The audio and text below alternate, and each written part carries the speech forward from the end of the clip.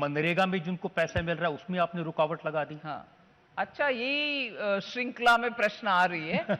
मगर मनरेगा एक demand driven programme है। जब डिमांड ग्राउंड में है उनको पैसा देना पड़ता है, हम देते जाते हैं। बजट के समय एक अमाउंट बोलते हैं, मगर साल में चलते चलते उनको ज्यादा होता है। जो जब मैं सप्लीमेंट्री डिमांड में आकर के मांग रखती हूं कि और पैसा चाहिए, क्योंकि डिमांड आया है स्टेट से। पिछले 3 साल में यही कर रहे हैं, बजट समय में एक अमाउंट, फिर वो चलते चलते रिवाइज्ड एस्टिमेट के समय ज्यादा हो जाता है। Demand driven programme.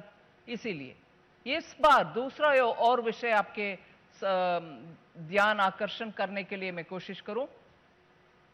PM Awas Yojana, जिससे घर बनाने के लिए पैसा मिलता है, उस घर बनाने में भी इन्हीं लोगों का मेहनत और वो रोजगार उनको इसके द्वारा मिलता है।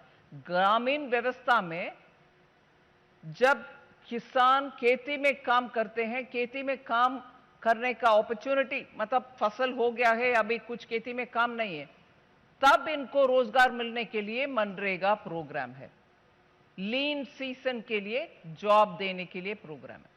हम जब पीएम आवास योजना में 79,000 करोड़ देते हैं, खेती हो खेती नहीं हो, उस समय में भी घर बनाने की व्यवस्था जब पैसा इतना बढ़ाते हुए दे रहे हैं, उसमें भी इनको रोजगार मिलेगा। सिर्फ मनरेगा के रूट में ही देना नहीं है, दूसरे रोजगार सृजन करने वाले स्कीम के द्वारा भी दे सकते हैं।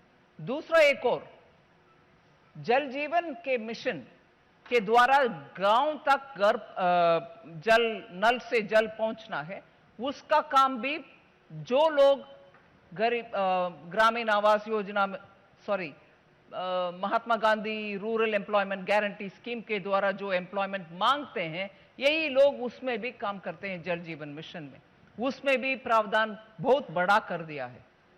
सो 2 और एवेन्यूज के द्वारा जब रोजगार मिलेगा, फिर भी आप सिर्फ मनरेगा में पैसा नहीं डालें, थोड़ा होमवर्क करना पड़ता है जी।